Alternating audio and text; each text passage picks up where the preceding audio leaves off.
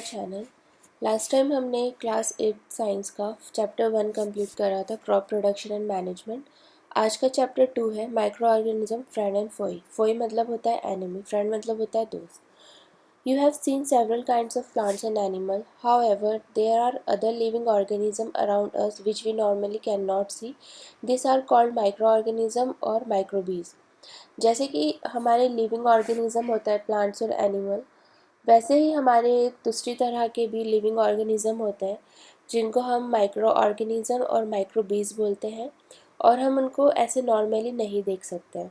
For example, you might have observe that during the rainy season moist bread get spoiled and its surface get covered with grayish white patches.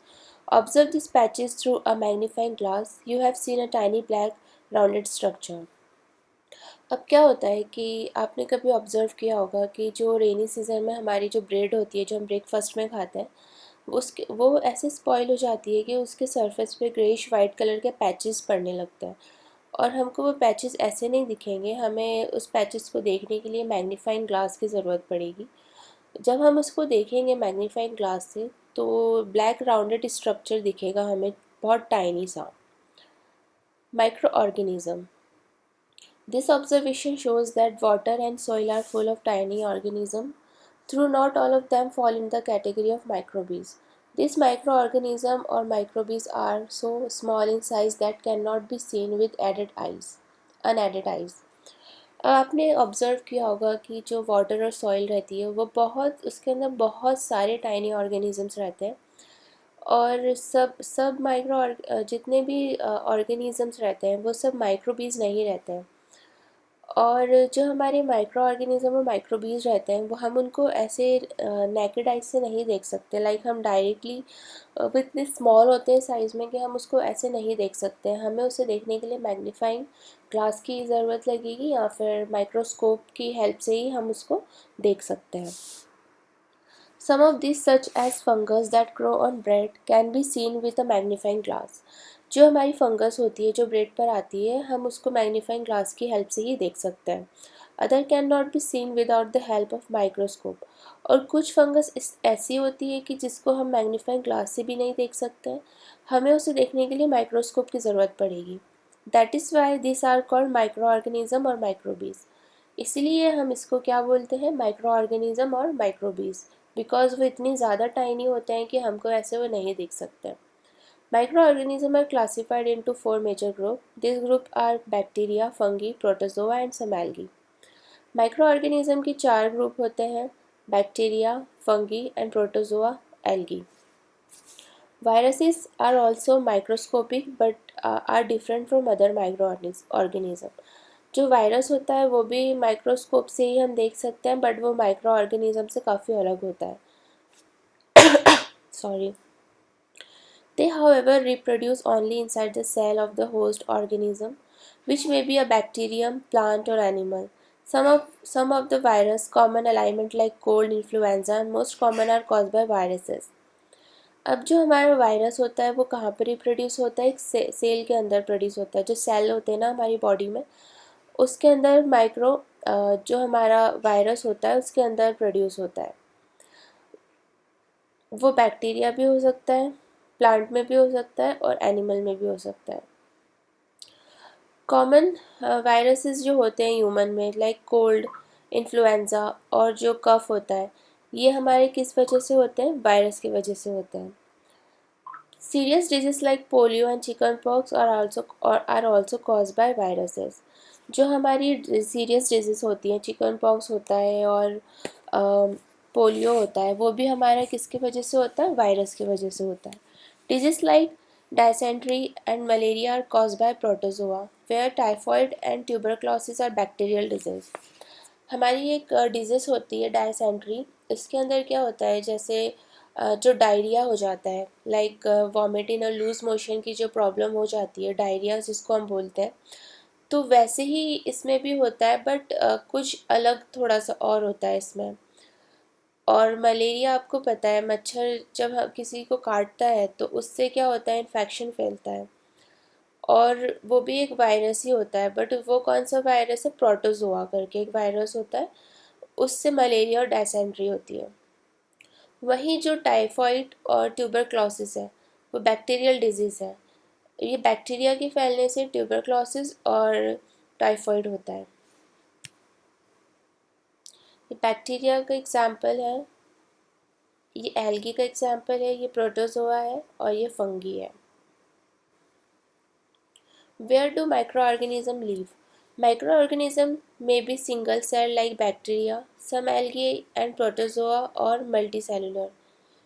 Micro organism जो हमारे रहते हैं वो single cell भी हो सकते हैं, जैसे बैक्टीरिया हमारा सिंगल सेल माइक्रो ऑर्गेनिज्म है। वैसे ही एल्गी और प्रोटोजोआ जो है हमारे वो मल्टी सेलुलर होते हैं, such as many algae and fungi. They live in all type of environment ranging from ice cold climate to hot spring and desert to marshy land. They are also found inside the body of animal including human. Some organisms grow on other organisms while other exist freely. So अब क्या होता है, जो हमारे micro organisms रहते हैं वो कोई कहीं पर भी हो सकते हैं, लाइक कोई से भी इन्वायरमेंट में वो सस्टेन कर सकते हैं, चाहे वो कोल्ड इन्वायरमेंट हो, क्लाइमेट हो, या फिर हॉट स्प्रिंग हो, डेजर्ट हो, मार्शी लैंड, मार्शी हम जो दलदल होता है हमारा वहाँ पर भी हो सकते हैं। ये हमारे ह्यूमन बॉडीज़ में भी हो सकते हैं, एनिमल बॉडी में भी हो सकते हैं। और जो हमारे माइक्रो ऑर्गेनिज़म है वो ऐसी जगह पर भी हो सकते हैं जहाँ पर ऑलरेडी माइक्रो ऑर्गेनिज़म एग्जिस्ट कर रहा हो, ये वहाँ पर भी हो सकता है। Microorganism and us. Microorganisms play an important role in our life. Some of them are beneficial in many ways, where some other are harmful and cause disease. अब जो माइक्रो ऑर्गेनिज़म होते हैं वो एक बहुत इम्पॉर्टेंट रोल प्ले करते हैं human life में। लाइक कुछ हमें बहुत बेनिफिशियल होते हैं हमारे लिए, वही कुछ बहुत हार्मफुल होते हैं जिससे हमें डिजीज़ हो जाती है। Friendly microorganism. Organisms are used for various purposes. They are used in the preparation of curd, bread and cake.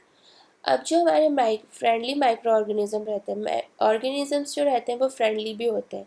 Like हमें किसकी प्रिपरेशन में हेल्प करता है, कर्ड, ब्रेड और केक बनाने की जो प्रिपरेशन होती है उसमें काफ़ी हेल्प करता है।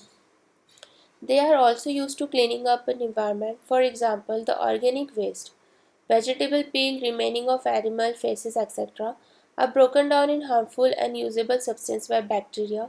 Recall that bacteria are also used in the preparation of medicine. In agriculture, they are used increasing soil fertility by mixing nitrogen. जैसे कि हमने लास्ट टाइम जो हमारा चैप्टर था क्रॉप प्रोडक्शन मैनेजमेंट, हमने उसमें पढ़ा था कि किस तरह से हम ऑर्गेनिक फर्टिलाइज़र बना सकते हैं। जो हमने मैन्योर बनाया था, जो वेजिटेबल वेस्ट और एनिमल वेस्ट जो था डिकम्पोज करके हमने उसको एक वो बनाया था, फर्टिलाइज़र बनाया था, जिससे क्या हो रहा था कि हमारी जो सॉइल है उसमें काफ़ी अच्छी फर्टिलिटी मिल रही थी। तो जो हमारा वेजिटेबल पील और एनिमल वेस्ट जो होता है इसको डिकम्पोज करने की जो प्रैक्टिस होती है उसमें हमारी जो माइक्रो ऑर्गेनिज्म है वो काफ़ी हेल्प करते हैं। तो और उससे क्या होता है कि हमारी नेचुरल ऑर्गेनिक हमारी फर्टिलाइज़र बनता है, उसको हम मैन्योर बोलते हैं। तो उस प्रोसेस में जो माइक्रो ऑर्गेनिज्म यूज़ हो रहे हैं उनको हम क्या बोलेंगे, friendly micro organism. Making of curd and bread. Curd contains several microorganisms. Of these, the bacterium Lactobacillus promote the formation of curd. It multiplies in milk and converts it into curd. Bacteria are also involved in making cheese, pickle and many other food items. Like जो हमारा curd रहता है, जो दही होता है, उसके अंदर भी बहुत तरह के माइक्रो ऑर्गेनिज्म रहते हैं। एक बैक्टीरिया होता है जो हमारी फॉर्मेशन में यूज़ होता है कर्ड की, वो क्या करता है, मिल्क को कर्ड में कन्वर्ट कर देता है। वैसे ही कुछ बैक्टीरियाज ऐसे होते हैं जो चीज़ बनाने के काम में आते हैं, कुछ बैक्टीरियाज ऐसे होते हैं जो पिकल, जो अचार होता है, उसको बनाने के काम में आते हैं। और वैसे ही बहुत सारे अलग अलग तरह के फूड्स होते हैं जिसमें माइक्रो ऑर्गेनिज्म होते हैं, बैक्टीरियाज होते हैं जो हमारी फूड प्रिपरेशन में हेल्प करते हैं। An important ingredient of rava, suji, idli, and bhatura is curd. Can bacterial and yeast are also helpful for fermentation of rice, idli, and dosa batter. अब जो हमारा बैक्टीरिया रहता है उसका जो सॉरी बैक्टीरिया जो रहता है हमारा, वो किसके फर्मेंटेशन में हमें हेल्प करता है? इडली और डोसा बैटर के फर्मेंटेशन में वो हेल्प करता है। Commercial use of microorganism. Microorganisms are used for large-scale production of alcohol, wine, and acetic acid, vinegar. Yeast is also for commercial production of alcohol and wine. For this purpose, yeast is grown on natural sugar present in grains like barley, wheat, rice, crushed fruit juice, etc. अब क्या होता है कि कुछ micro organisms जो हमारे रहते हैं वो कमर्शियल यूज़ के लिए भी यूज़ होते हैं। लाइक बहुत लार्ज स्केल पर अल्कोहल बनाने के लिए, वाइन, एसिटिक एसिड जिसको हम विनेगर बोलते हैं उसको बनाने के लिए। और इसका जो यीस्ट होता है वो किसकी प्रोडक्शन में हेल्प करता है? अल्कोहल और वाइन के प्रोडक्शन में हमें हेल्प करता है। जो हमारी नेचुरल शुगर रहती है, बार्ली, व्हीट, राइस, इसको हम सब क्रश करके उसका हम यीस्ट बनाते हैं। The smell of alcohol as sugar has been converted into alcohol by yeast. अब जो हमारी शुगर रहती है, हमारी अल्कोहल किससे बनती है? शुगर से। जो हमारा बार्ली बीट इसकी जो शुगर होती है उससे हमारी क्या बनती है? अल्कोहल। बट जो शुगर है उसको अगर हमें अल्कोहल बनाना है तो उसकी स्मेल को हम जो कन्वर्ट करेंगे वो किसकी हेल्प से करेंगे? यीस्ट की हेल्प से करेंगे। This process of conversion of sugar into alcohol is known as fermentation. अब जो हमारी प्रोसेस है शुगर से अल्कोहल में कन्वर्ट करने की, उस प्रोसेस को हम क्या बोलते हैं? Fermentation. Medical use of organism. whenever you fall whenever you fall ill, the doctor may give you some antibiotic tablets, capsule injections such as penicillin. The source of this medicines is microorganism. This medicine kills and stop the growth of disease-causing microorganism, such medicine are called antibiotic. अब क्या होता है कि हम हमारे जो कुछ antibiotics रहते हैं वो भी जो हमारे माइक्रो ऑर्गेनिजम्स रहते हैं वो हम एंटीबायोटिक बनाने में भी इसकी हेल्प ले सकते हैं। लाइक जो मेडिसिन रहती हैं हमारी, जब एक मेडिसिन किल करती है growth of micro organism, growth of micro organism को जब हमारी एक मेडिसिन किल करती है उसको हम क्या बोलते हैं? Antibiotic. This days number of antibiotics being produced from bacteria and fungi, streptomycin, tetracycline and erythromycin. अब जो हमारी एंटीबायोटिक्स हैं वो हमारी जो बैक्टीरिया प्रोड्यूस करती है, लाइक फंगी, जो हमारी बैक्टीरिया एंड फंगी को एंटीबायोटिक प्रोड्यूस करती हैं वो है streptomycin, tetracycline and erythromycin are some of the commonly known antibiotics which are made from fungi and bacteria. ये जो हमारी तीन तरह की जो हमारी मेडिसिन्स हैं ये हमारी किससे बन रही हैं? ये हमारी बहुत नोन एंटीबायोटिक्स है और ये हमारी किससे बनती है? फंगी और बैक्टीरिया से बनती है।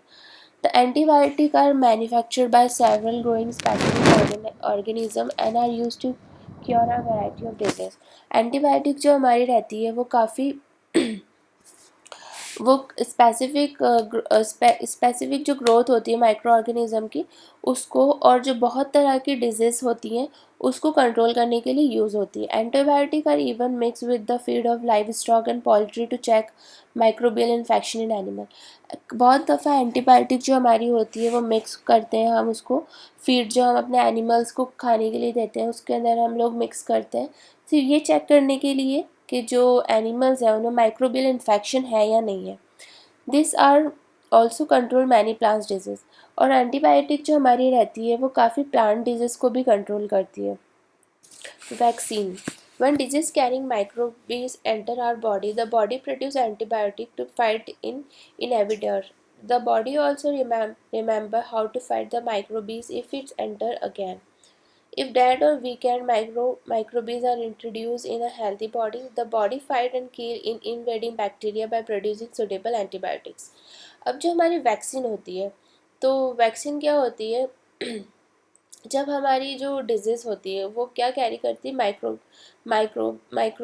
जो होते हैं वो हमारी बॉडी में एंटर होते हैं। तो जो हमारी एंटीबायोटिक रहती है जो हमारी, तो वो उन माइक्रो ऑर्गेनिज्म से फाइट करती है। लाइक अगर हमारी बॉडी के अंदर एंटीबायोटिक पहले से एग्जिस्ट कर रही है, तो जब हमको बीमारी होगी कुछ, लाइक हमें कुछ डिजीज़ आएगी, तो हमारी एंटीबॉडी को ये पता होता है कि उससे कैसे फाइट करना है और उसको कैसे किल करना है। और एंटीबॉडी किसकी हेल्प से बनती है? वैक्सीन की हेल्प से एंटीबॉडी बनती है। लाइक अभी कोविड-19 था, तो हम सबको वैक्सीन लगी थी, तो उस वैक्सीन ने हमारी बॉडी में क्या करा, एक एंटीबॉडी क्रिएट करी, जिस एंटीबॉडी को ये पता था कि अगर किसी ह्यूमन की बॉडी में कोविड-19 के कुछ सिम्टम्स दिखेंगे तो उसको कैसे फाइट करना है। तो उस एंटीबॉडी ने क्या करा, the antibody remain in a body and we protected. जब तक इस एंटीबॉडी ने क्या करा, हमारी कोविड-19 के वैक्सीन ने हमारी बॉडी को प्रोटेक्ट करा, किससे?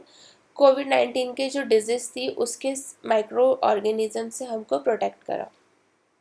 और हमारी बॉडी में जब तक एंटीबॉडी रहती है हम प्रोटेक्ट रहते हैं कोई सी भी डिजीज़ से। दिस हाउ वैक्सीन वर्क, ऐसे हमारी जो वैक्सीन होती है वो वर्क करती है। Several disease including cholera, tuberculosis, chicken pox, hepatitis can be prevent by vaccination. अब और तरह की बीमारियां हैं like tuberculosis, small pox and hepatitis, वो भी हमारी किसकी हेल्प से ठीक हो सकते हैं? वो भी किसकी हेल्प से ठीक हो सकते हैं? वैक्सीनेशन की हेल्प से उसको हम ठीक कर सकते हैं। Increasing soil fertility. Nitrogen from the atmosphere to enrich soil with nitrogen and increase its fertility. The microbes are commonly called biological nitrogen fixers. अब क्या होता है कि हमारे जो नाइट्रोजन जो रहता है इन्वायरमेंट में वो काफ़ी इनरिच रहता है, लाइक वो काफ़ी ज़्यादा हमारी किसके अंदर होता है? सॉइल में होता है। और हम नाइट्रोजन को इंक्रीज़ कर सकते हैं, नाइट्रोजन से ही हम किसी सॉइल की फर्टिलिटी को इंक्रीज़ कर सकते हैं।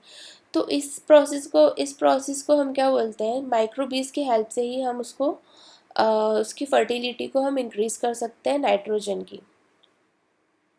Cleaning the environment. Bojo and Paheli had observed the school gardener making manure along with their friend. They collected waste of plant, vegetable, fruits from nearby house's garden. They put them in a pit meant for waste disposal. After some time, they decompose and get converted into manure. Bojo and Paheli wanted to know how this had happened. अब क्या हुआ, last time हमने जैसे पढ़ा था कि अगर आप किसी वेजिटेबल वेस्ट और एनिमल वेस्ट को अगर आप डिकम्पोज करके रखोगे तो उससे हमारा क्या होता है, एक मैन्योर क्रिएट हो जाता है।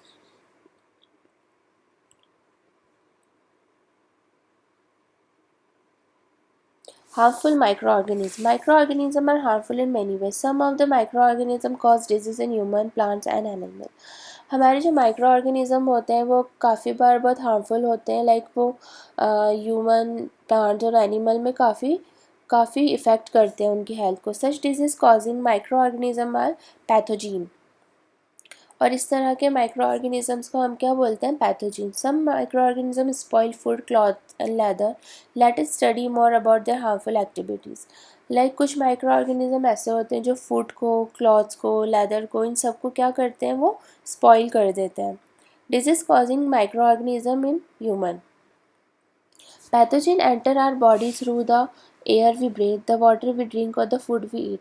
अब जो पैथोजेंस होते हैं वो हमारी बॉडी में किस तरह से वो एंटर कर सकते हैं? जो हम सांस लेते हैं तो इन्वायरमेंट में होगा, एयर में होगा, तो ब्रेथ लेने के थ्रू हमारी बॉडी में एंटर कर सकता है। जो पानी हम पीते हैं उसकी हेल्प से वो हमारी बॉडी में एंटर कर सकता है। जो खाना हम खाते हैं उसकी हेल्प से वो हमारी बॉडी में एंटर कर सकता है। They can also be transmitted by direct contact with infected person और कैरिड बाय एन एनिमल.